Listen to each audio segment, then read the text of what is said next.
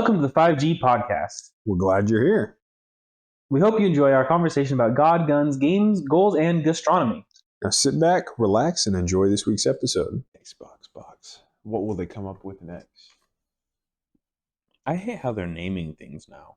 You mean like the Xbox from Xbox Series S? It went from like the one, went from the Xbox to the Xbox 360, which was like an okay name. Yeah, because you turn in a 360 and walk away. Mm-hmm. Sure. Yeah, that was all the memes back then. But if you turn in a 360, you're actually walking towards it. Math. I'm not sure who started. I think they seriously started that. Like Xbox, sucks because you turn in a 360 and walk away. No. Well, that's a classic PlayStation player not knowing math. Yeah, right. Not that I own, I don't know what I have against PlayStation players. Never owned one or played on one in my life. I also don't own an Xbox. Wow, you have no dog. I've never owned an Xbox. Oh, Ryan owns an Xbox. Yeah, she has a one. So I guess it counts now. Yeah. But yeah, then they went to Xbox One. Which, I don't know. And then the Xbox X or whatever. Series S? Series X? Is it? I don't know. But it's like a weird box. Yeah. It's like a tower They almost. went yeah. more rectangular. I don't know. Rectangular. Yeah. Yeah. They know how to count better in Japan. They go PlayStation 1, 2, 3, 4, 5. Honestly, though, the PlayStations look good. Yeah. They look smooth. pretty good. The PS4 Slims that they came out with, that's what I got there. Those are nice. Yeah, they're pretty good looking. It's good consoles. Anyway. 10 out of 10 would recommend gaming. No, Yeah. It's funny since I got that other Xbox. Since we're talking about it, from my parents' house, my brother was using it, but he's not anymore. I was like, oh yeah, we can pull out my Xbox and we can fit it there in our little entertainment center. And then we have two Xboxes, and my wife was like, yeah, but why? We're adults. We're boring. We don't even play on the one Xbox we have. Yeah, True. but wouldn't it be fun? We get Halo up on two different TVs. We have our little Xbox party. Yeah, maybe 10 years ago. We're just adults. We're boring. Yeah, Or we're on our PCs. Yeah, for whatever reason, recently, although last night was a little bit different, was out of the ordinary.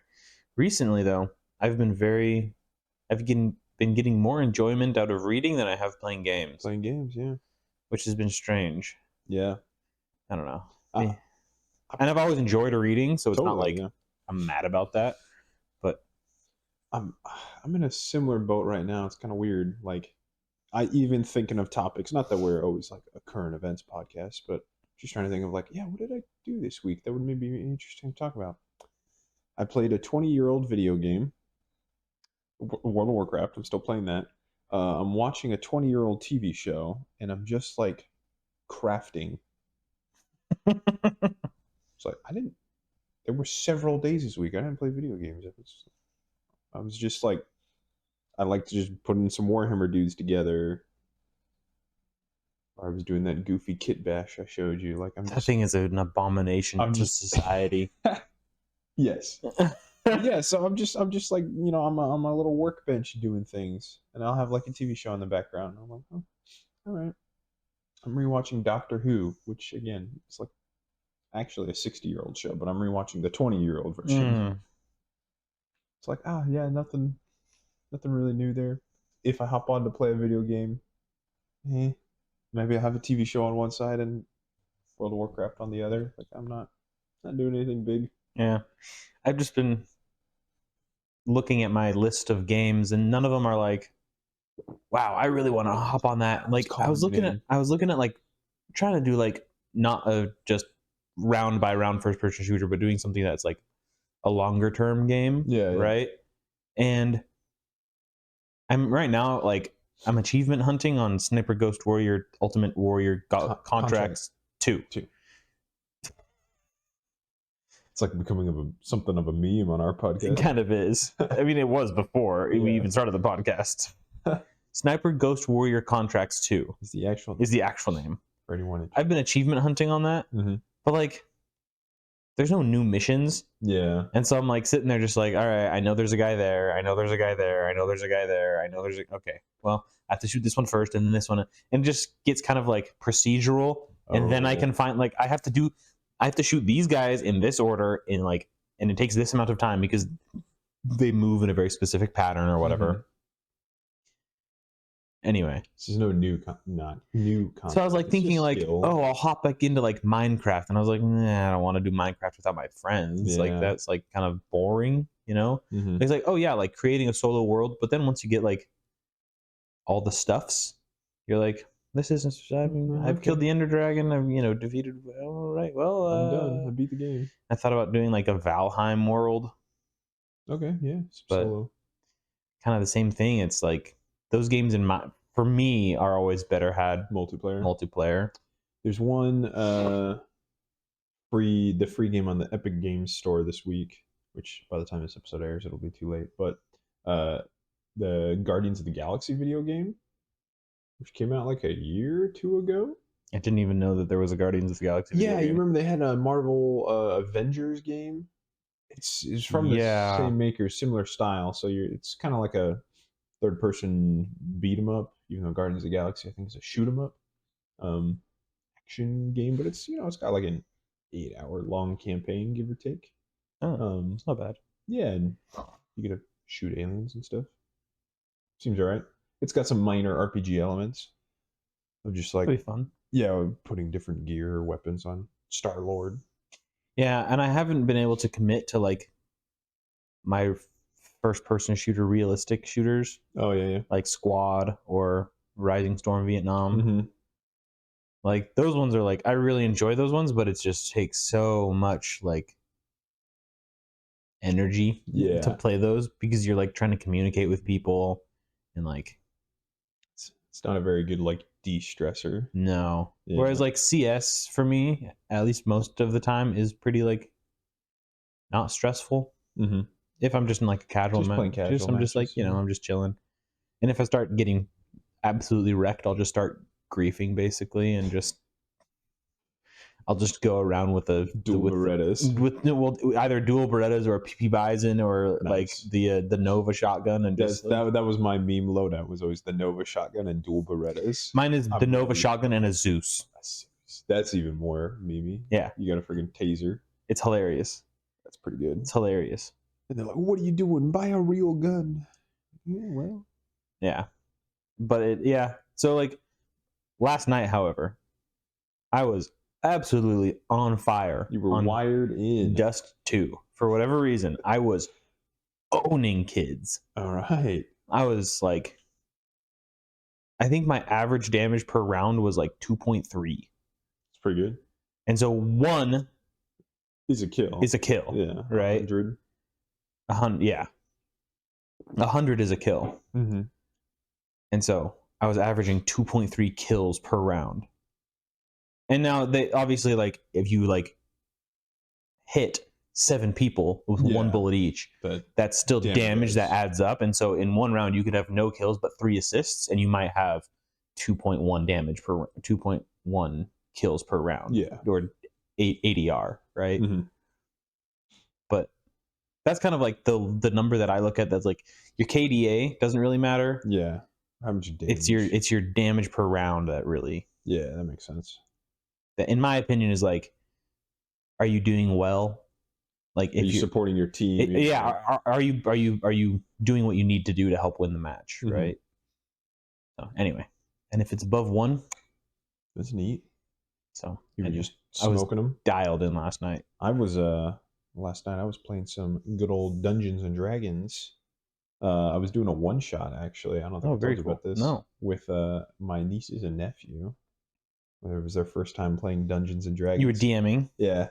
So we were the cool aunt and uncle. We've been talking about it for at least a month, probably since Thanksgiving, of like, hey, do you guys want to complete Dungeons and Dragons with us? They're like, what's that? And I'm like, yes. That's fun. Yeah, so we gotta introduce them to it. We had them already basically like pick their characters like last week. And then They're like, yeah, you could be anything you want in Dungeons and Dragons. And so yeah, like my one niece is like, I want to be an angel. I was like, I got that. Wings. And then my other niece picked a changeling. I want to be anything. I got that. It's Dungeons and Dragons. And then my nephew was 13. He's like, well, I want to be like something big and cool. And I'm like, I got plenty of those. You want horn? You want a tail? What do you want? He decided on a centaur. I'm like, excellent. Yeah. 4 legs. Boom. Centaur fighter, man. He's wearing chainmail and he's got a horse legs. Like, he's unstoppable. Yeah. Are centaurs' movement speeds greater? Yeah, 40 feet. Oh, that's not bad. It's quick as a horse. Yeah. Actually. That's pretty funny. Yeah. So it was fun. And then my wife played in the group as well. She was a rabbit person because she likes animals. I got that. It's Dungeons and Dragons, man. Yeah. So yeah, we played a cool little one shot with 3 brand new players to Dungeons and Dragons. It was a blast. It was a kind of a goofy little one shot adventure I found online, and my it's the classic like the wizard summoned you all here for a quest. Sure. And my wife's character maybe had some of my wife's personality bleed through a little bit of like the hot-headedness when she found out what the quest was.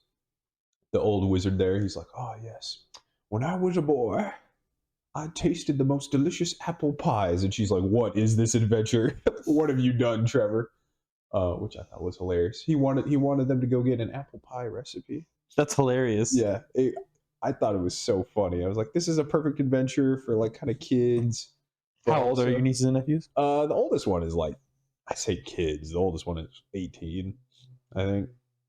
18 or 19, and then 13 or 14. Those are kids. Those are kids. Those are kids, yeah. Kids to me. Teenagers. Yeah, teenagers. I mean, when you were 12, they were born. Yeah, okay, those are kids. Firmly in Gen Z. Maybe even Gen A. Oh. Generation Alpha is the new one. That's right. We're restarting at the beginning. So I guess. Yeah. So yeah, that was a blast, even though they were just like, my wife at first was like, we're getting an apple pie recipe. It's like, yeah, it was a good adventure for level 1 characters first off, because I didn't want character creation to take forever. It's the first time playing. You don't need to flood them with abilities.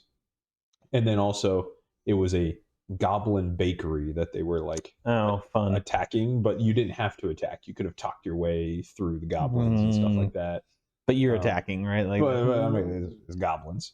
So there's a variety of options for that. It's pretty open ended, and it's light enough where it could be kid friendly, or you can just murder all the goblins and it's a bloodbath. For the older crowd. So I'd be intrigued to see like what our group did if we had to go like get an apple pie recipe from goblins. Well, I don't know. And that other one, the whatever, the water deep one we did. Oh yeah. There was the BBEG, the big dragon that was supposed to absolutely destroy us. Yes. And somehow we talked our way out of it. We're very convincing. I think I rolled a nat 20 on a charisma check. Yeah, that was around there. I think helped. And like you helped him realize that like he was kind of dumb. Yeah. But then like you already knew, because that was already how that character was written. It's like you guys knew that like he was purposely kind of pulling the wool over his own eyes. Yeah. And you guys helped him realize that. He's like, yeah. Yeah, the way he was written, he was like, I'm helping out because I'm here guarding the treasure for when my master returns. Yeah. Like, it's been like over 100 years. Your master's dead. Yeah. Like, was your master an elf or a dwarf? Not coming back. Yeah. Also, look, you're not even guarding that much treasure anyway. You should just let us have it. And he's like, yeah, all right. Okay. That was pretty well done. But yeah, so that was what I was doing yesterday. It was a fun time. That is fun. They ended up they did end up kind of befriending the goblins. The druid had charm person, which I didn't know was a druid spell. I thought that was just like bards and wizards. Druid charm person on the boss goblin. But I had the goblins were attempting to have like their own legitimate goblin business. Their own, like they'd taken over the bakery, but now they were like Goblin Bakery R Us or whatever. Like, but they didn't have the apple pie recipe either, so that frustrated mainly my wife, but frustrated the party. Like, where's the apple pie recipe? He's like, oh well, we've only figured out how to make scones. So we don't exactly have the apple pie recipe. They got a nat 20 to say that they were inspectors. The warlock passed a really good deception check. Like, oh, we're inspectors. He's like, oh no, we weren't expecting the inspectors yet. Because medieval times definitely had bakeries, bakery inspectors. That's very important. Yes, well equipped inspectors, all with swords and weapons. But it was they ended. It's like tax collectors. Yeah. Old timey tax collectors had to have their weaponry on them because no one liked them. Right, because you need a weapon just in case. But they ended up finding the vault just by happenstance. They found a safe in the room that was just going to have a pile of money according to the one shot that I found, but it was like getting close to the end. I was like, all right, I'll put the recipe there in the safe. But actually the recipe was supposed to be in 2 halves at 2 different spots in the bakery. I was like, yeah, so you find a torn parchment, you find half the recipe, and my wife was like, are you kidding me? Just put the whole recipe in there. I was like, no, you gotta go find it. And then my one niece was like, actually, we gotta leave in 15 minutes. And I was like, you find the whole recipe in there. Wow. That's D&D for you. It's magic. And as soon as you cast Detect Magic, it appears. Poof. Wow, what do you know? Adventure over. Great. So, they ended up kind of befriending the goblins. They could have easily fought them, I think, too, but it was good. Very fun. Yeah. I like seeing new players in Dungeons and Dragons. My cousin has tried playing D&D a few times with his wife's family. I think it's his wife's brothers or something like that. And he's always just like, it just takes so much time. Oh, okay. Because they would do it on like Saturdays and they'd start at like noon. He's like, I wouldn't be out of there until like 6 to 8. Oh, geez. I was like, that's a long D&D session. Yeah. Like 6 hours? Like that's... No, 3 to 4 hours. Tops. Yeah. And so I was like, that's pretty long. But they got this board game kind of thing, right? That it's called 5 Minute Dungeon. Okay. And so there's a timer of 5 minutes. I heard about this. And that you each choose a character, and you have cards that you have in your hand. You get 3 cards in your hand, and you can play these cards, and they're very simple. It's like a sword, a shield, an arrow, or a magic. Oh, okay. It's just things. They're just things. And then your characters each have like ability cards mixed into this pile of utilities or whatever. And basically there's a boss, and then there's a stack of monsters on top of the boss card. Okay. And you flip a card over, and it has a number of symbols correlating to those: sword, shield, arrow, whatever, right? Okay. And so out of the 5 people or whatever, you don't each have to play a card, but you work collaboratively to play a card to defeat that boss. But if it's like, let's say there's like a shield, an arrow, and a sword or something like that, there's 5 of us playing. If 5 of us all put a card down, it's not like, oh, well, let's just like I'll just take mine back because we got an extra sword. No, all of those cards were used. Were spent, yeah. And you only have a limited amount of cards. Oh, okay. So you got to get through the whole dungeon. Yeah, and there's 10 or... How many bosses were there? It's like 10 rounds. Yeah, like 10 rounds or something like that. It's like an hour of play, right? But you can obviously like skip more or whatever, right? The first boss... So basically, there's 5 minutes, and the first boss is like, there's like 25 monsters and the boss. Oh, okay. Wow. And so in 5 minutes, you're supposed to beat those 25 monsters and then the boss. Very easy. Interesting. In 5 minutes is plenty. It's like the tutorial. Yeah. Yeah, it's plenty of time. And like, there are cards that like let you, and like each character has abilities like, oh, I'm going to discard 3 cards to stop time. And then you can like talk and like collaborate. Yeah, you stop the timer. Oh, okay. And you like say like, oh, okay, this card, like there are mini bosses in that stack. And so that stack of monsters is random as well. So there's like a pack of like probably 60 monsters, and you shuffle it each time, and then just, and so there are mini bosses in there as well that are, Cool. but there are like other special cards like Fireball that like just like destroy target monster type thing, right? Nice. And so you just like play that, and then the Paladin has a Holy Hand Grenade, Yeah, which just literally kills anything, like even the boss. That's funny. One-time use. Yeah, it is. Mm-hmm. It is, and it kills anything. But it was really fun. So like there are like these abilities, and like, oh, I'll discard 3 cards to stop time, or I'll discard 2 cards to kill target human, Mm-hmm. right? Because there are human monsters and events, right? And so the event cards will be like, everyone discards 3 cards. So you just like take your hand and discard them. But then the mages have healing spells, and the healing spells are, you put your discard pile into your draw pile again, which heals you, because you have more chances, more things to work with. Yeah, more tools. And then, so the first boss is really easy. The last one, you have 60 monsters to get through, and then the final boss, we ran out of cards. Wow. All of us were like we had like 3 or 4 monsters left.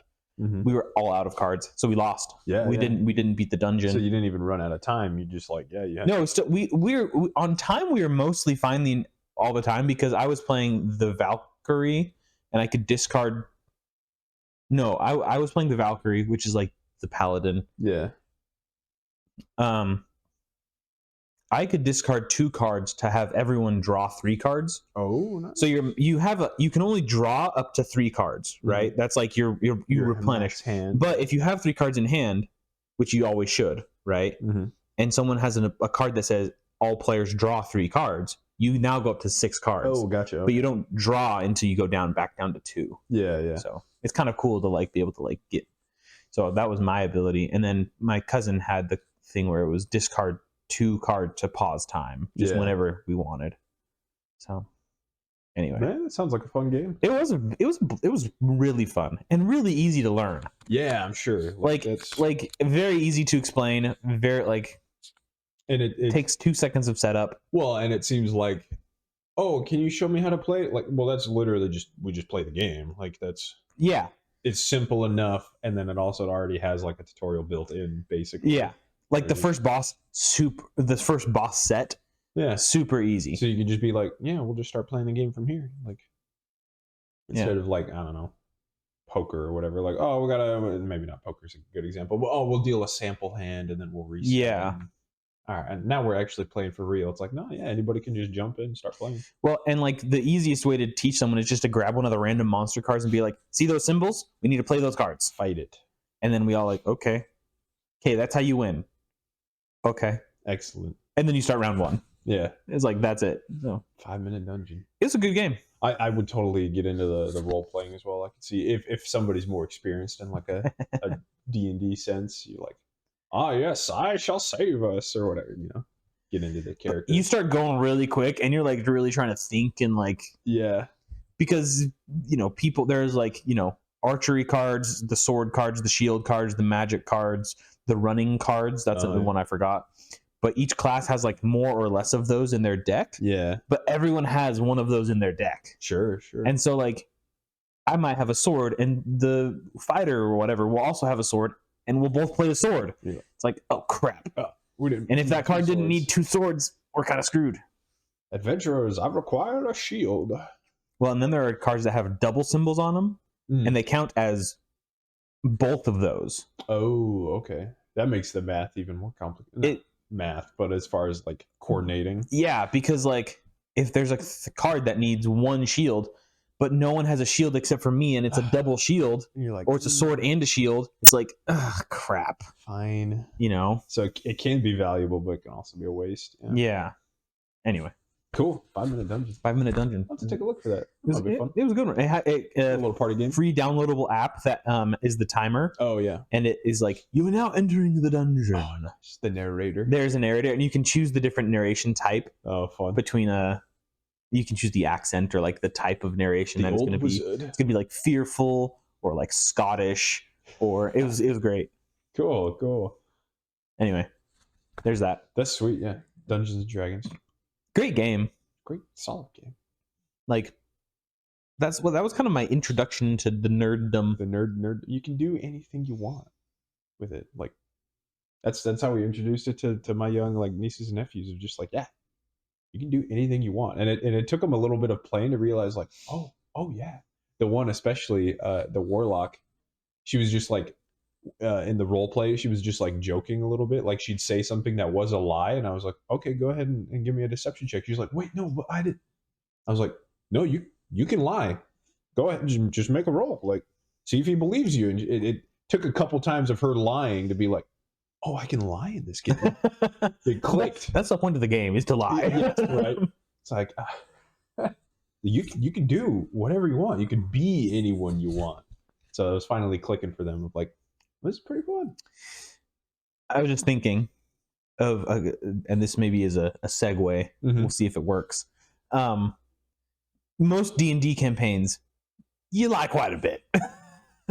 Right. Just kind of the nature of the beast. It's like It's fun. Deception checks are a regular occurrence. Yes. Oh, my character's not very charismatic, but I'm gonna try to lie. I'm gonna try this anyway, says the paladin in full plate armor. Yes, I'm a tiefling. Totally. It's like how do you lie? How can you get away with it? I saw a very funny meme. You've probably seen it before. It's the bard asks, so what are your abilities, to his party? And the rogue goes, I'm stealthy. The paladin says, I'm also stealthy. Also stealthy. And the rogue looks at him and says, how are you stealthy? It's like, well, the paladin responds, well, we just practice different types of stealth. The rogue says, expand on that, please. The paladin goes, well, you sneak so that people can't see you.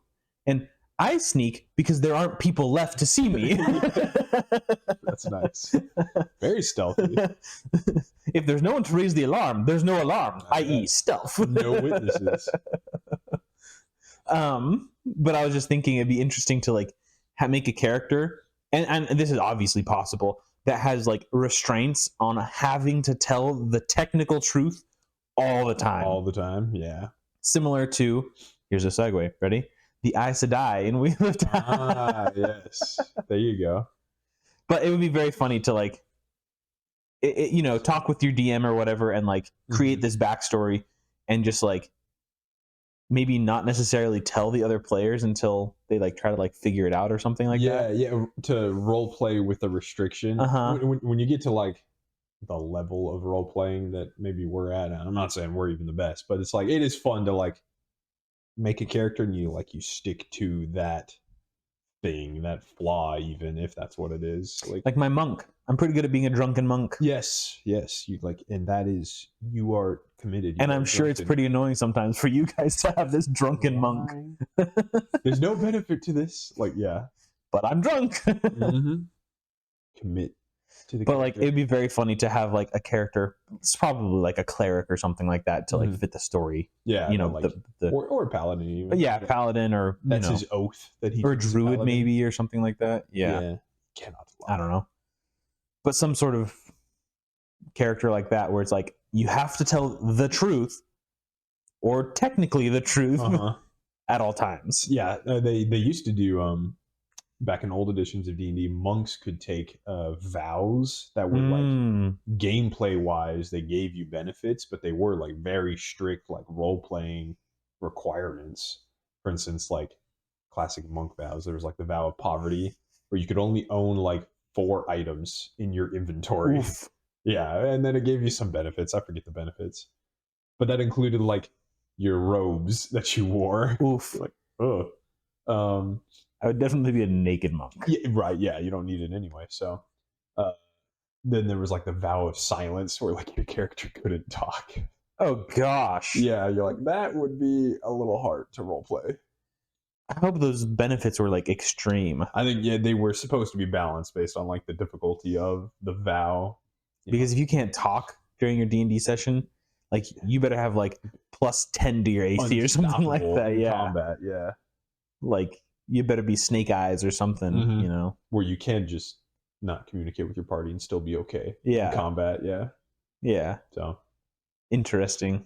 That sort of idea. It didn't quite make it a 5th edition because it's like yeah, it's kind of a rough one to try and... It's a little too restricting. You want your players to do it on purpose if they want to be like... And I'm sure, like, flaws. if we, like, whoever's DMing our session or whatever, we could talk to them and be like, hey, I want to do this specifically, but can I, like, have an offset? Like, can I balance this a little bit instead of, like, just picking something terrible for role play's sake, but having no benefit. Yeah. But- It's like if I'm making a vow as a monk, there should be some benefit to it, Mhm. right? Yeah, it's kind of easy for paladins of like the oaths that they Yeah. the for oath sure. of devotion is the classic white knight. Like, okay, if you murder somebody, Probably getting out of favor with whatever. you probably break your paladin oath, and Yeah. then you lose your paladin powers. Yikes. Yeah, gotta know what you're getting into. Anyway, segue into Wheel of Time Wheel of Time, because that was the segue. the connection. Well, have you watched any more of it after episode 1 or 2? Oh, I can't. I'm done. Yeah. Well, I'm not gonna hate watch it. I think I'm done. I will say, I was pleasantly surprised by the last 2 or 3 episodes. Yeah. Probably still couldn't like wholeheartedly recommend the show, Yeah. but I did finish it, the second Okay. season. Second season kind of ended on a cliffhanger note, but like also there was some closing to the story.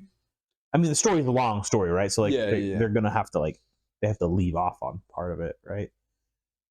But basically this season was the whole gang gets back together. Oh, okay. That's the gist of the season, Interesting. because at the end of the first season the whole gang got untogether. Split up, yeah. And so basically the things that happen feel a little bit forced at times, because it's like, that doesn't make sense. Yeah. It's like, okay. But I liked where the story was going. Did he fight a big bad evil guy at the end? Mm-hmm. Yeah. Okay. They all did. Okay. The same big bad evil guy. Okay. The same babeg. The same big. Yeah. There was no MacGuffin though. No. Yeah. No MacGuffin this time. No MacGuffin. Okay. Just the babeg. Yeah. At this point, I hadn't had the show spoiled to me, but at this point, it's like their own story anyway. They're just taking the same characters, the same universe. But so if you totally just dissociate it from the actual story, it's probably fine, I guess. Yeah, and I haven't read the books. And so Yeah. for me, it's like, this is a completely new story, and so I have like no qualms with it necessarily. Yeah. There were some like plot twists here and there that were like pretty okay. Mm-hmm. But like you could also kind of see them, like if you thought about it for half a second, you're like, oh yeah, that makes sense. Yeah. Like a plot twist that you could have seen a mile away. You're like, oh, okay, that was an attempt. Yeah. A for effort. Yeah. But like you're like, okay, fair enough. I've seen a lot of, even though I didn't watch it, I was following it a bit online, and a lot of people were like, season 2 was better than season 1. Oh, infinitely better than season 1. Yeah. And also, the character that played Rand, there was one scene that was about 15 seconds long where he was a human. Oh, he had emotion. He had a little bit of emotion, Okay. and then he went back to being a 2x4. Gotcha. Yeah. Very It is- 2x4-y still. Yeah, that's one of the things that kind of blows my mind. I'm like, if season 1 was so bad, how did they get funding for season 2? But then they seemed like they made it a little bit better. So maybe season 3, I think, is already being filmed. I think that's already gonna happen. I wonder I don't know if where they they're going like. with it. So I've always wondered this, because the model of like these studios, Mhm. the internet studios, I'll call them, Yeah. has changed dramatically from what it used to be. Mhm. Like they used to just be aggregators of TV shows and Yes. movies from the big traditional production houses Hollywood. that Yeah. they had aired their TV show already, and it wasn't ever going to air again except reruns. And I don't think there's anyone who watches reruns like not traditionally, but religiously. That's what I was looking for. On cable TV. And so if they can get if they can use an asset that they have just in storage effectively, might as well just host it somewhere. they might as well just let someone give them checks for Mhm. people like watching their show. Yeah. Like that makes sense. But now, They're it's like making shows for Netflix is making shows for Netflix. Yeah, it's not reruns. It No, it's a brand new show. aired first time on Netflix. Yep. And like for like certain shows where it's like a little bit more lower budget, like I'm thinking of the League of Legends show, Arcane. Yeah. Like not necessarily a like small budget, but like it was a lower budget most likely because it's animated, and most animated things are lower budget than live action real life stuff. They require less money. Yep. Yeah. And there's nothing wrong with that, obviously. No, Arcane was probably one of the best TV shows Amazon's ever produced. Exactly. Yeah. Budget isn't everything, is what you're saying. No. Yeah. But I think I see your point as far as like their return has to be a little bit bigger on these like created shows made just for these platforms. Yeah. Whereas if something was aired on cable, it's like they already got a return, and then. Well, and it's like, okay, so like if there's a movie studio like Warner Brothers or something like that, they're going to produce a DC movie, right? It's like, okay, we produced this great movie. Well, we produce a movie. We produce a movie. And it's in theaters for 3 months or whatever it is. 2 months, whatever. A month. It is DC. 3 weeks. Hopefully a month. And you know, we hopefully sell enough tickets to make our money back, and then we'll sell or we'll lease out the rights to this to Amazon or Netflix or Hulu or whoever, right? HBO for that specific example. Sure, HBO. And then, you know, we'll get residuals off of that movie. You know, if someone watches it, we earn 10 cents or whatever it is that they whatever it is, deal, right? And you know, that's like a decent way to do it because you've made your money back plus maybe hopefully some profit. You had your big chunk at the beginning, and then everything left is just like the residuals. It's a nice. Whereas previously, like maybe in like movie sales, you would have gotten that, but now you just get it in perpetuity as long as you let HBO host that on their site, right? But then if HBO is producing a show, HBO is a bad example because they produce really, really good shows. Right. And they used to be a channel. They used to produce their own shows anyway. So maybe like let's use Amazon or Netflix, right? They're basically the same in this situation. It's like, okay, actually they're not, because Amazon has a humongous budget behind them because they have oodles of other stuff to fund the TV shows, right? So Netflix, for example, if they spend $100 million on a big movie, right, that is only going to be hosted on their site, which they have spent that much money on some of their movies before, like The Gray Man. They spent $100 million on that. Oh, I'm sure they did. Oof. There was a lot of special. There was a lot of big actors in it too. Yeah, that's true. Like a lot of big actors and actresses in it. Yeah, I'm sure it cost them $100 million just to make that. That makes sense. So you spend $100 million on a movie. Is that one movie going to increase your subscriptions? Like you have to add 10 million people to your platform. If they're paying $10 a month, to recoup your costs. So is it just to make, like, if you're using it as a tool to keep people on the site, then maybe it's worth it. But theoretically, your other content that you're adding from other sources should do that by itself. Yeah. I don't know. Yeah, that is very interesting. So you're saying so maybe Amazon is a different case where it's like cancel just one show that doesn't do well, but also like it's Amazon. They spent $250 million on one season of Rings of Power, which is like a big budget movie. Price. Each episode is like it's such a gorgeous show. It was more money than Godzilla.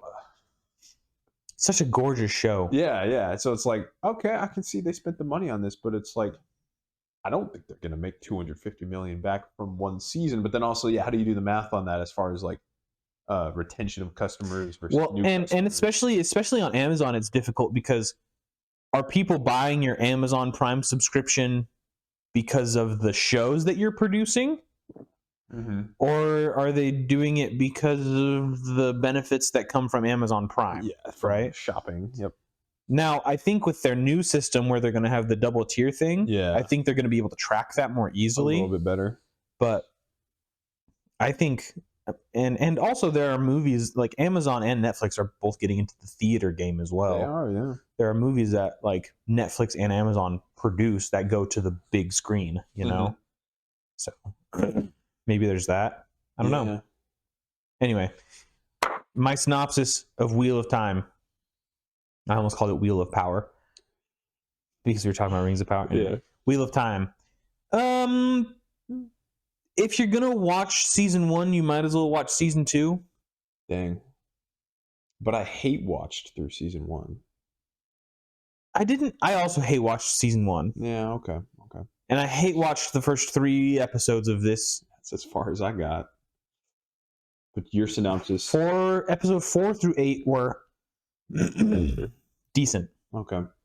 Like, if episode 1, 2, and 3 of this season were like a 2 or 3 out of 10, Yeah. which is like kind of where I was putting them, depending. Episodes 4, 5, 6, 7, 8 were probably... Actually, episode 7 was pretty decent. Oh. Episode 7 was probably like a solid 6. All right. 6.5 maybe even. It's bringing up the average. Yeah. I'd give the show probably as a whole probably like a solid 4.5, 5. Okay. Which is definitely watchable. I'm almost of the opinion it's not these days. These days, there's so much content out there. What is worth your time? Time is money. Yeah, I disagree with the availability of content. Well, yeah, that's. I think that. Well, you have to think about like a distribution, right? Yeah. Like a 5 is smack dab in the middle, right? Yeah. Well, a 5.5 is technically the middle, Yeah. right? Because it's 1, 2, 3, 4, 5, 1, 2, 3, 4, 5, and 5.5. 5.5. Yeah. Would be the middle between 1 and 10. Mm-hmm. So if you've got, a show that's a 5, that's like the average show. I guess there's enough great shows. You probably just have to go looking for them, and maybe they're just like being removed from streaming services now. But this is a problem with streaming services. I think we've touched on this because everyone's seen Netflix and Amazon and HBO, and not even HBO, Netflix and Amazon. Basically, they're like, wow, these guys are making tons of money with our shows. Well, let's just put our shows onto our own platform and charge $12 a month. Yeah. And then you go and look, and it's like there's like 6 shows that are worth watching, and if they're all on there at the same time, it's like, okay, I'll binge watch this in like a month and a half. So I'm going to pay you $24 to watch everything I want. And then I'm not going to pay a single penny. What's it called? Disney Plus is seeing this. Yeah, Disney Plus. They're gone. Disney Plus is ending. Mm-hmm. It's the same thing. I think they put too much into their own stuff first, probably, when they should have just been an aggregate of every Disney and Marvel thing. Well, but the thing is that they were, and then they decided, and you know what? If they had charged, I think, if Disney had said, you know what, we're going to have all of our movies, and they're going to come out on Disney Plus 6 months after the movie is out of theaters. Okay. Right? So you have you want to go see the new Marvel movie, you go see it. If you want to see it the day it comes out or the month it comes out, you go see it in the theaters. And then 6 months later, you can watch it on Disney Plus. Disney Plus, right? And then charge $8 a month for Disney Plus. And Disney has enough content by itself that $8 a month for Disney Plus or for Disney movies, like all their entire catalog, might be worth it. Especially fairly popular for families because he had the whole old Disney family movie catalog. Exactly. And if there was like a streaming service, if I had young kids and there was a streaming service that just had all of the Disney movies, and no Disney movie is rated R. Yeah, that's true. Except for Deadpool. Right. I think they bought them. Anyway. Yeah. But no Disney movie on Disney Plus is rated R, right? And you can put parental restrictions on it and all that stuff. But I would love that if that was a streaming service that all my kids had access to if they wanted to watch a movie. Yeah, totally. And I know that there's nothing like crazy on it. If they want to watch Lion King, it's $8 a month for me to have them watch whatever movie they want. Yeah, go watch Toy Story, go watch Lion King. But now Disney Plus is like, but now we're going to add all of these fancy, like $100 million budget TV shows Disney with these Plus originals. Yeah, which is like, okay, cool. I'm not paying for that though. But like, I don't think that's the value of your streaming service. Because first of all, some of the shows were really cool for their first season, but then they turned into hot trash on their second season. Looking at you, Mandalorian. Or, hey, you know what, Book of Boba? Your first 3 episodes were freaking awesome. and then you turn it into a hot steaming pile of dog shit. Yeah. And just spit in the face. Like, when did we decide that Power Rangers were part of Star Wars? I am so frustrated with the Book of Boba Still, Fett. it's residual. Yeah. It is residual because I freaking love Boba Fett. And I just wanted it to be so good. And the first 3 episodes were so good. And then they brought in the freaking Power Rangers and the Powerpuff Girls and the freaking... Yeah. Your first mistake was thinking it would be good when it said Disney Star Wars. Ever since then. Yeah. I mean, they did Rogue One. They did do Rogue One. That's an okay. That's a decent one. No, that was pretty. Definitely above average. Yeah. I liked that one. That one must have been a fluke because I'd rate that movie like a 7 out of 10. Because everything after that was. Han Solo wasn't horrendous. Yeah. It wasn't. They didn't bastardize a character. Yeah. It felt like a Han Solo movie. Yeah. It could have been done better. Could have been better because it also felt like it didn't even need to be Star Wars. Like it could have just been the Italian Job in space. Well, that's very fair. But overall, it wasn't like a horrible movie. it was fine, right? Compared to like the 7th and 8th and 9th movies. Okay. Oh yeah. First of all, was it the 8th or the 9th that they did like their side quest to the casino world? The 8th movie was. The 8th movie there was literally. It had a side quest for an hour. The movie is what, 2.5 hours long? Yeah. There was literally 45 minutes of movie, Mm-hmm. and then an hour and a half of let's go to a casino. Side quests. Let's free the animals. Okay. It was very odd. And it's a trend of, I think, mostly Disney just murdering your old favorite beloved characters. Like Luke Skywalker just got shafted in those movies. Oh, for sure. So they didn't do that with Solo, at least. Han Solo. No. So. And yeah. And I liked the young Lando Calrissian or whatever. Oh, yeah. Played by Childish Gambino. Is that who it was played by? I don't remember his name. That sounds right, yeah. I don't remember. But yeah. Yeah, the young Lando was good. Cool. You know, there was they brought in some like traditional elements from Star Wars and put it in. Like they didn't just like create bad guys out of thin air. Yeah. Which was cool. So they didn't just like make up Power Rangers. No. So yeah. Anyway, what were we talking about? Streaming services. Oh, streaming services in general. Yeah. Yeah. Anyway, we talk about them often because they're dumb. Yeah. But also some of them, Amazon is doing good work. Yeah. Well, and I guess the point I wanted to also hammer in, there's lots of good content out there on old TV. You just got to go find it. That's very true. Need new stuff. It's very true. And I wish, and this is kind of to your exactly that point, right? Like, I wish they would do a show and just make it the best. Like, I wish that Netflix and Amazon and all these other services would just have like one show where they were like, this is our show for the next 5 years. Commit to it. And we're going to make this thing the best freaking show on the planet instead of creating all these dumb little like 4-episode, 6-episode crappy mini series. And you're like, and even the ones that are good, they like cancel. And it's like, that was good. What's the word? They fall into obscurity within 3 months. Like, okay. Well, not even that, but then they're like, you know, okay, if you have a show that's like 10 episodes or 8 episodes long and everyone watches it and it's like really good, it's in the zeitgeist or even like minorly in the zeitgeist for any period of time, and then it just like fades into obscurity. If you release a second season, keep going, it would come back out of obscurity. Yeah. Like let people know, like everyone who watched it, like put it on their front page, like, hey, you watched this, you watched the entire season, here's season 2. And by the way, season 3 comes out next year. Yeah, there you go. And then you have like these like it's different. It's different from the cable days. Yeah. Instead, you have these shows that are just like decent shows, like, you know, solid 6 to 8 range in terms of, you know, 5 to 8 range in terms of quality of TV show that I would happily watch a second season of.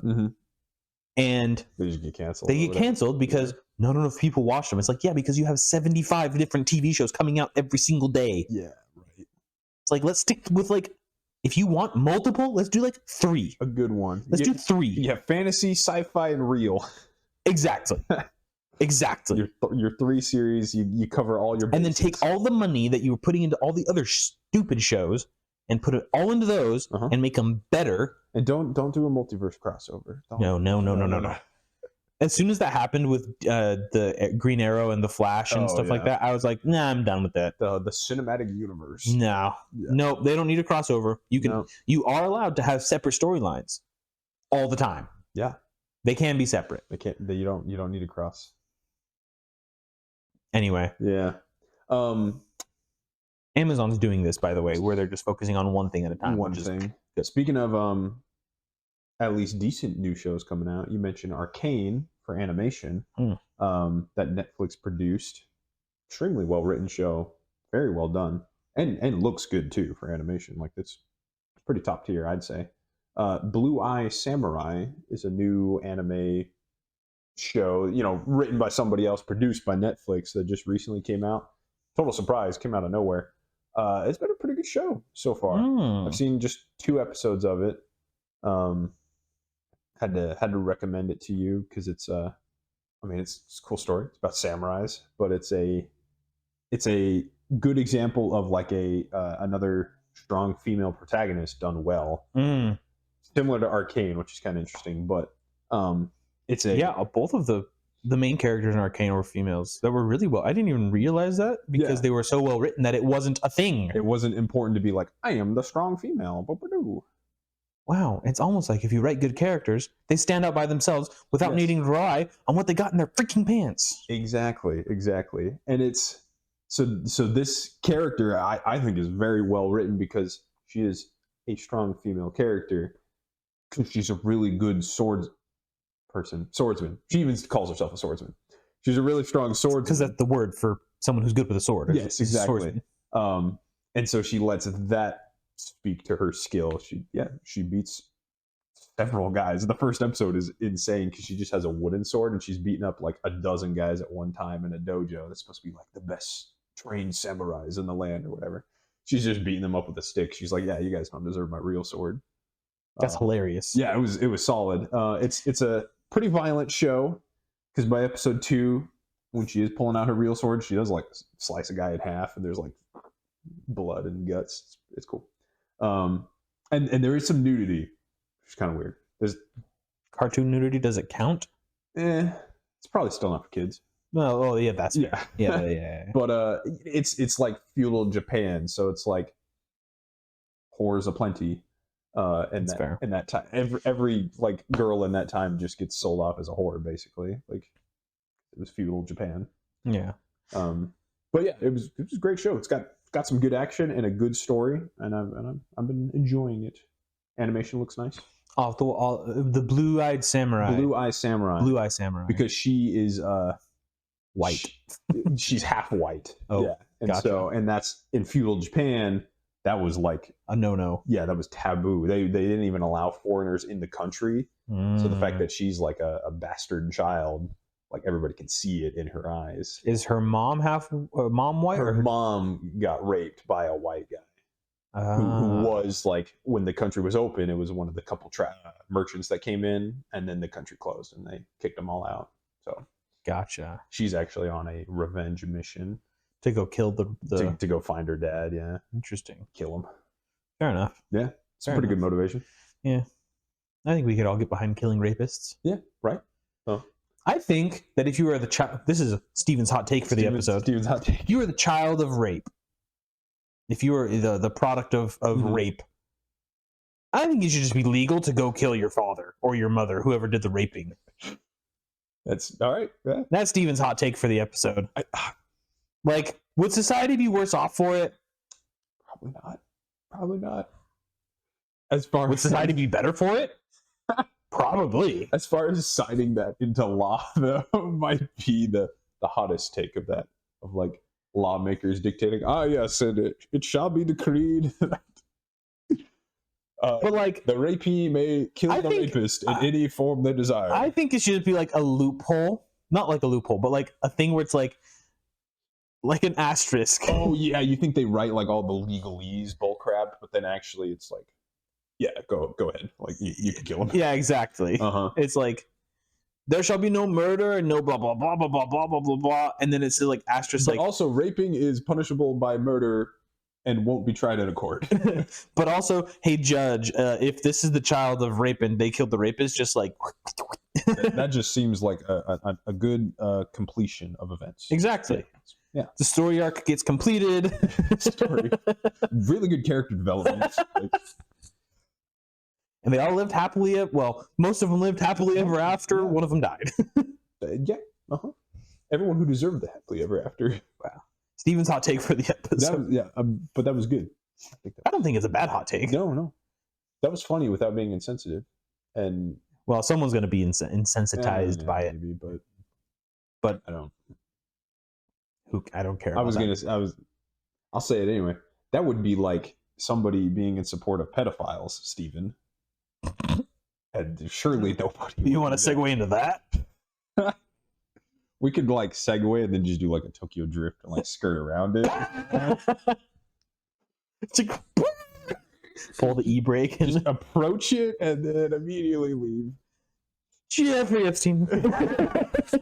Pedophiles.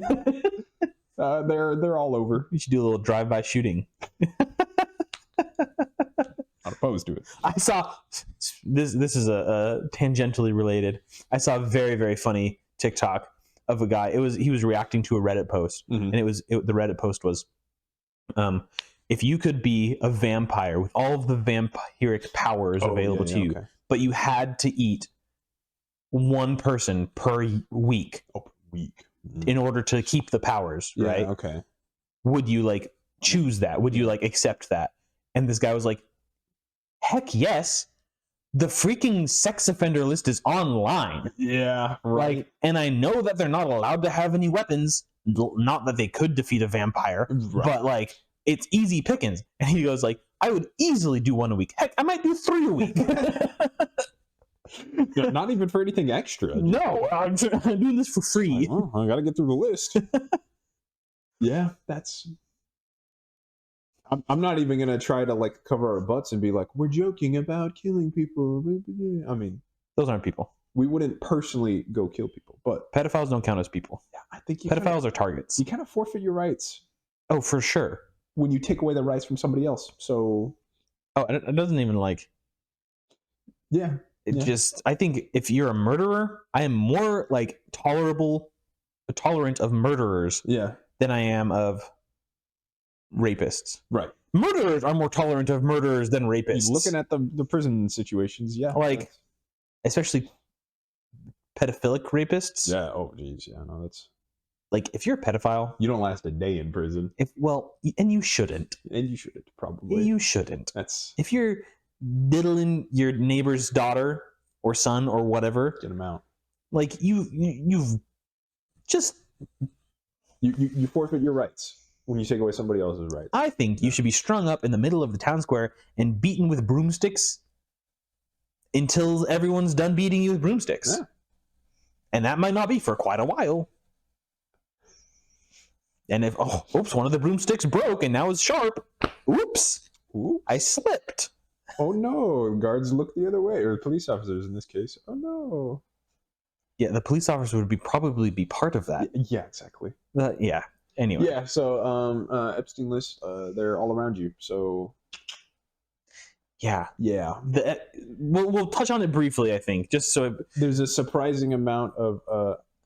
Not a surprising amount of politicians. I guess what I wanted to say was, of what we've seen so far, is they're slowly. What's the word? Unredacting. Unveiling names and whatnot. De-redacting? Right? Re-redacting? No, re-redacting would be something that was unredacted. Unredact? Unredact? I don't know. Unredact. Redactable. I don't understand that word. No. Redact. What's the root word? Redact. He's dacting. He's dacting. I'm undactable. What is to dact someone? To dact? To redact? Is it just because re is actually not a prefix? It's just the word is redact. So it would be like unredact. Oh, interesting. Yeah. But normally re is a prefix. Is a prefix, yeah, to something like To repeat. to repeat something. Oh, interesting. To reintegrate. There you go. I don't know. Well, the re usually stands for repeat the verb, right? Okay, yeah. I think that's where it comes from, because there's the verb repeat, and then if you're doing another verb a second time or a multitude of times, you repeat doing it that action and you react. Repeat, redo, yeah. Anyway, okay, that's our grammar lesson for the day. The etymology of re. No, so yeah, what was I going to say? From everything that's come out, there's a large amount of politicians. This is my 3 points, if I had to say. There's a large amount of politicians, which again, I don't think is surprising. Surprising that there's a lot more of Hollywood people on there than I would have guessed. I know, I just assume Hollywood people had their own list. Sure. I didn't know they were also in bed with the politician list. Like DC, California, there's opposite ends of the country, but no, apparently they're all on the same Connected list. by pedophilia. Right. And then the third thing that I thought was surprising, there's actually no, at least from what I've seen so far, there's no Wall Street. There's no big interesting bankers, kind of big business on there actually. I'm sure there's one or two here, but not as prevalent as. Yeah. There's a bunch of scientists on it. Oh yeah. You see, Stephen Hawking was on the Hawking list, was on there, which is hilarious. It's very funny, actually. He might have a pass. Yeah. Can he even do anything? He can't touch anything. Right. It's just weird. You could wheel him in there and take a picture from there, but he's kind of I don't know. Anyway, somebody else has to be complicit anyway. Yeah, exactly. In order for him to do anything. Yeah. So yeah, that's. Anyway, don't want to touch that one. No, yeah. But there's a bunch of memes about Stephen Hawking being on the memes have been pretty funny. Very, very funny. But yeah, I did see that. I didn't realize that there wasn't as many Wall Street big business type. And I had somebody counter that online with so far what they've revealed is not a true client list. It's just eyewitness accounts. So maybe it's just because celebrities and politicians are well known to these eyewitnesses, the whistleblowers of maybe they just they didn't recognize anybody. Sure, that makes sense. I'm okay, so I'm willing to hold my breath on that one, on that point. But at least so far, it seems that if Wall Street does something, they at least have a separate list. They're in a separate cabal. Maybe. I would be surprised if, I feel and this might be Steven's second hot take of the episode. Okay. I don't. We can skirt around it at any point if you want. Yeah, I don't feel like Wall Street has to do that to screw over people. I think they have plenty of other options. They got enough money. It's well, and also anyway, I don't know. But I could also say that about the government, but I just feel like the government has more time on their hands. That is also true. Because they're just doing diddly dingus. And they just take vacations whenever they want. Yeah. This is not partisan either. This is No. There's so many people online. Oh, just you wait. The Republicans are also coming out on the list. Oh, yeah, and the Democrats too. Oh, at what point did you guys think that pedophilia was a party issue? That's just a gross person issue. Yeah. And most people who are in government are gross people. Yeah. That's anarchy. Get them all out. For the people. That's right. Just restart fresh. Yeah. Yikes. Yeah. So Epstein client. I'm interested to see if the entire thing comes out. Yeah. Might be worth a peruse. Mm-hmm. That's a good word. A perusal. I haven't used that word in quite a while, and I am a fan. I like it feels like a good strong word associated with stroking one's chin. Yeah, the old this might be a little bit close to racist, but not. In my mind, when I hear the word peruse, I think of an old Asian man walking with his hands behind his back through an art gallery. Oh, that's good. That's very very formal. He's sitting there and just yes, and he maybe has the little the goatee with the long, which is a nice goatee. Yeah, honestly. for real. I don't think that's racist. This is not a derogatory way to think. No. This is respectful. I think of a nice old, middle-aged to old Chinese gentleman with his hands behind his back, just yes, such fine artwork. It's perusing the gallery. Exactly. That's my peruse imagination. I like it. That's good. So we might have to peruse through the list of. Maybe we'll have to dedicate an episode. We're not going to do that. Probably not. No. Not that kind of podcast. No. Interesting, but no. Interesting. Maybe we'll do a synopsis. 5-minute, 10-minute synopsis. We talk to the common man, Stephen. It's true. We're just an average guy podcast. This is very true. And does the list affect you in your day-to-day life? Probably not. I think it's funny. It's funny. The memes are great. Yeah. But let's be honest, I probably knew all these people were sick anyway. So Yeah, I stopped listening to politicians and actors quite a while ago. So like before Jeffrey Epstein was a thing. yeah. Anyway, The whole like celebrity. I don't know. There's people who like follow. They live and die by what celebrities do and say. Like, yeah, I feel like that's kind of falling people out do there. it with like athletes as well. Yeah. And I'm just like Why idolize like that? Like if they're a good actor, and they have like an opinion about art, maybe I'll listen to that. Sure. But like, Otherwise, just watch the movie and be entertained. I don't know. Nobody cares. I'm not going to take their opinion on whatever tax codes of the U.S. It's like certainly not going to take their opinion on like engineering or whatever. Like exactly. STEM. Like they're not a STEM expert. Unless they are, which would be very strange. That would. Yeah. Anyway. Cough break. Yeah.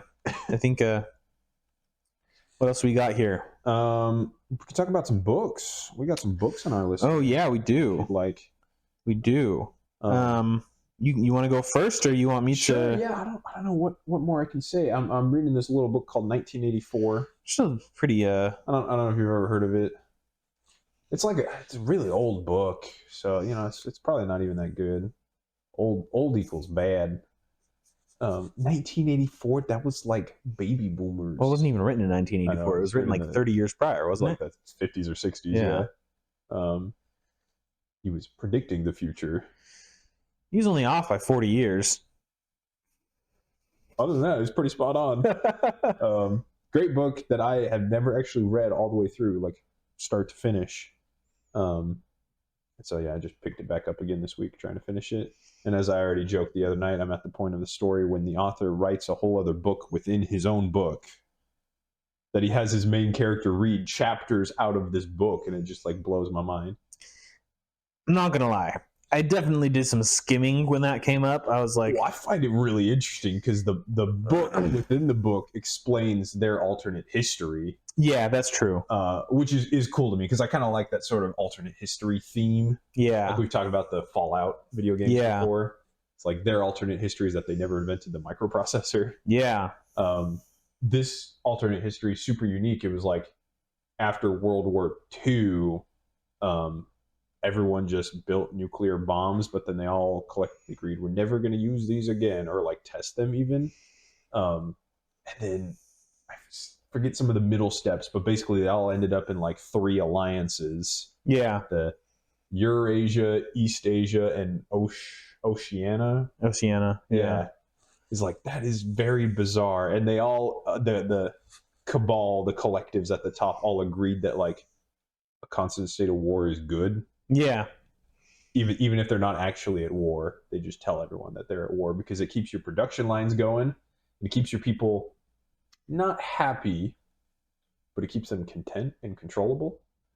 And so it was cool to think of that, like, oh yeah, the alternate history, all these governments are in on it, keeping the common man down. I'm like, that was neat. I enjoy. Even aside from the political stuff in 1984 or the anti-government stuff, the alternate history timelines. What's interesting is that I was reading a short essay / history about George Orwell, and everyone, touts him as this anti-fascist, anti-dictatorial, anti-communist guy, right? Yeah.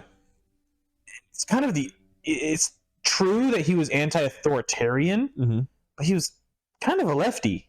Oh, okay. And which is interesting. Yeah. He was definitely not like a communist because he obviously wrote 1984, as well as Animal Farm, Yeah. which is a socialist, anti-socialist book. But he was still kind of like government should not only protect the people but provide for the people kind of thing. From what I could tell from this. Yeah, well, it makes sense. I guess if he was in Great Britain in the 50s and 60s, Yeah, he probably saw more extreme. he's definitely not he's definitely not, because I'm thinking of this from an American perspective, right? Yeah. He's definitely thinking of it as a more European conservative Right. than an American conservative. Mm-hmm. He's more European right wing than American right wing. Gotcha. Which is kind of what, well, not even a European right wing, because all European right wing turns into fascism very quickly. I mean, they've got the historical precedent. Although technically they were most of those fascist movements were left wing. Actually, left wing.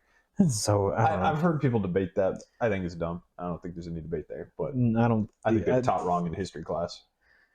Yeah, everyone was taught wrong in history class about everything. I was taught fascism was right wing. I was like, that doesn't make any sense. It's a topic for another day. Yeah, I don't know. I just think that everyone needs to take a chill. Maybe, and again, maybe it's just the whole left right doesn't work. But maybe like American conservatism is just like here. It's just abolish the line. Yeah, get rid of it, because that's American conservatism is like no government. It's more like, very small government. Depends on when you're talking about, though. Yeah. Because American conservatism used to be pretty authoritarian. Yeah. You think of like the McCarthy years. Oh, sure. McCarthy? Yeah, McCarthy. The anti-communist. Yeah, to root the communists out of it. Yeah. Like, that's pretty authoritarian. That is. While also inherently trying to like make governments smaller. But it is authoritarian, you're right.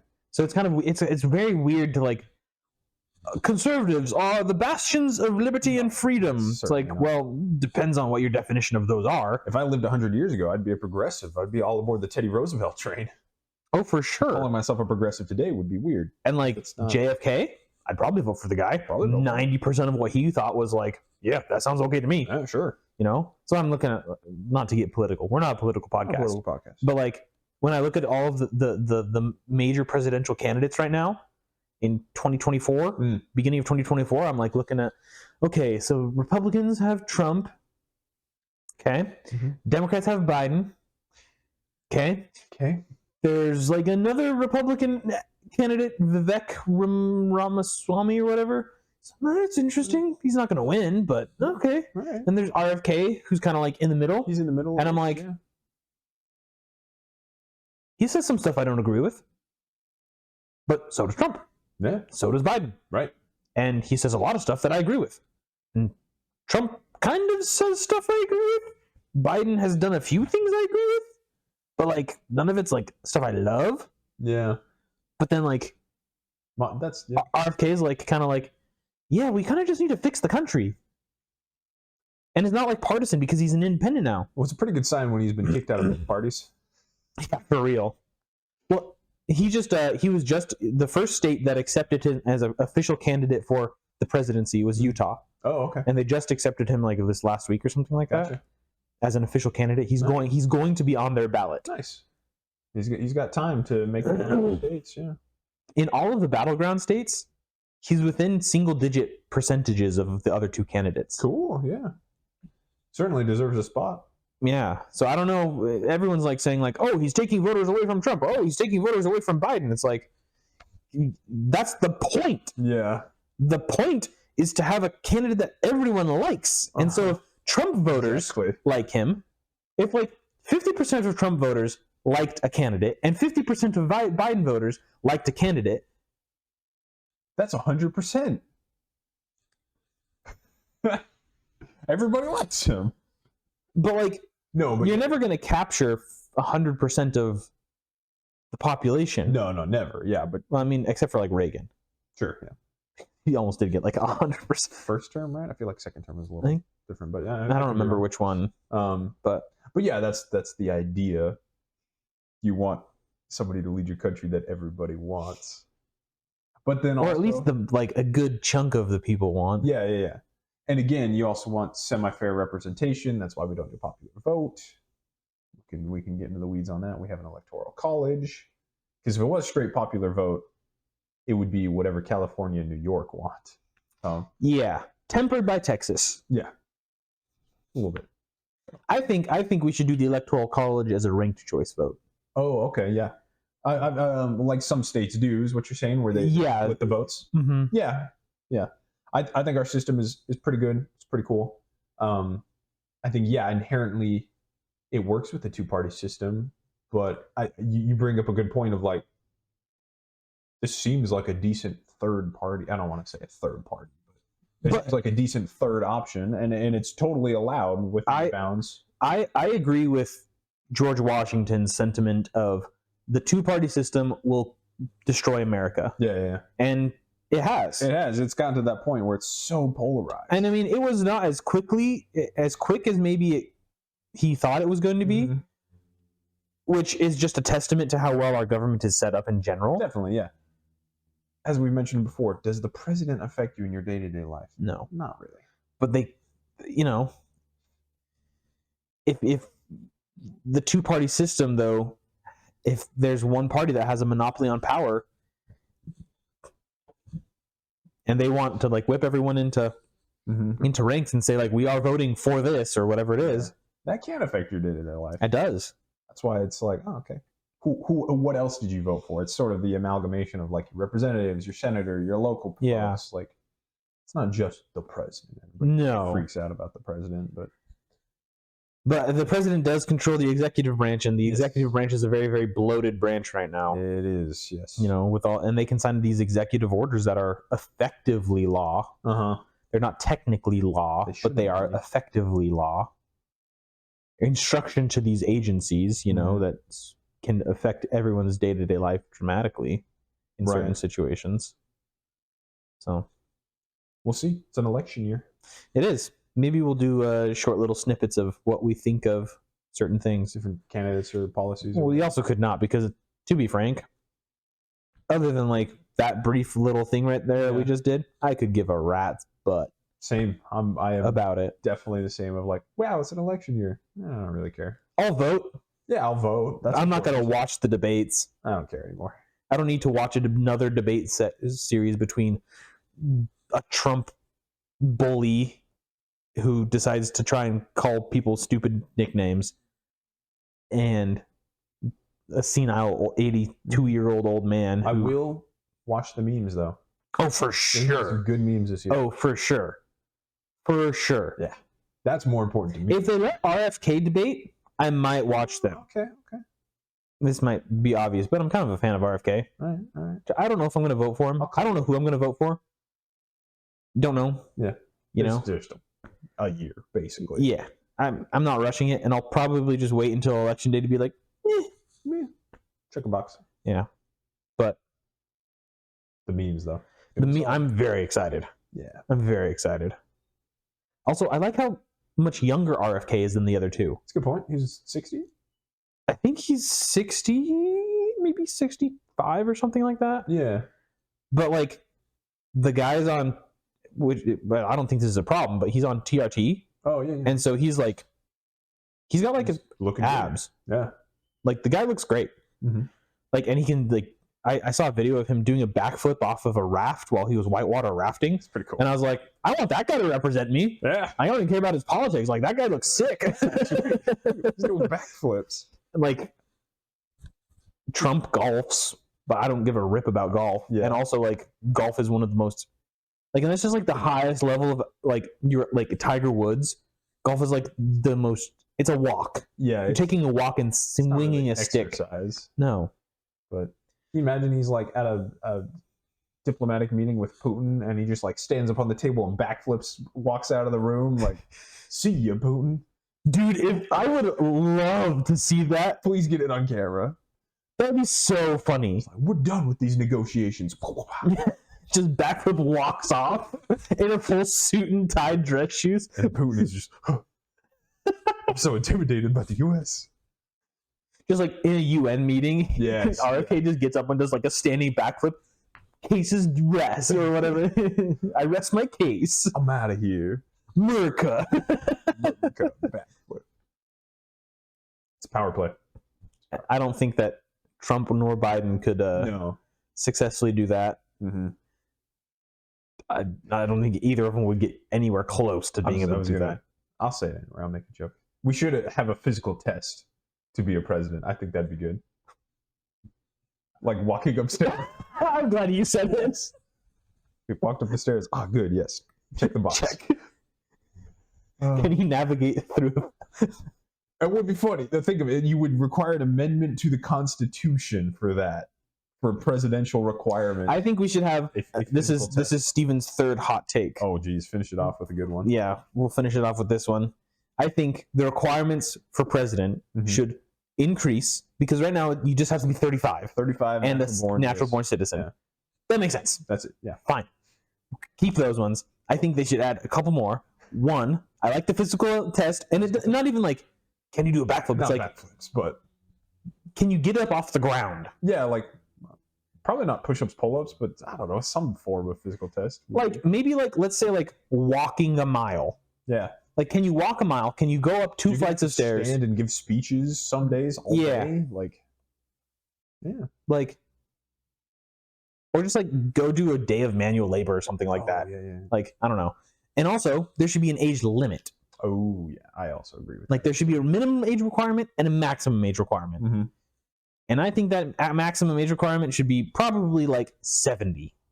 See, it's funny because I'm sure the founding fathers didn't think of that. Because they didn't live to 70. Yeah, and they were like, nobody would vote for an 80-year-old. He's a corpse. And also, they were all like in their 20s. A lot of them, yeah. I think Jefferson was like, Jefferson was one of the youngest ones for sure, yeah. but he wrote the freaking, he wrote the thing. Yeah. I think Alexander Hamilton was also stupid young. Mm-hmm. A couple of the old guard, they had like George Washington, Benjamin Franklin, obviously. Yeah, Ben Franklin was a little bit older. They had but I think Ben Franklin was like old in his like 50s. Yeah, late 50s maybe. Like, It's like, and also a brilliant man. yeah. So definitely an exception. I think they should have a physical test, and not like anything crazy. It's like walk up 2 flights of stairs, walk a mile. You know, Marine Corps Hell Week. yeah, exactly. Yeah, you know, simple stuff. Age limit, max age limit to run, right? Sure. Yeah. So like, You're 4 years after. you know, if you max it, like you have to be under 65 to run for president. Oh, okay. So you end before you're 70. So you end before your first term before 70, and then if you get a second term, you can be 73 when you're done. Interesting. All right. So 65. Which 73 is below the average age of death, and so Yeah. you know that's reasonable. I think. Mhm. You know, It'd be fun. and they're still old enough to have plenty of experience in life and things like that. Fast forward 400 years when we're sci-fi and when people are living to like 200 and we're like, oh my god, this amendment is so outdated. Remove the age limit.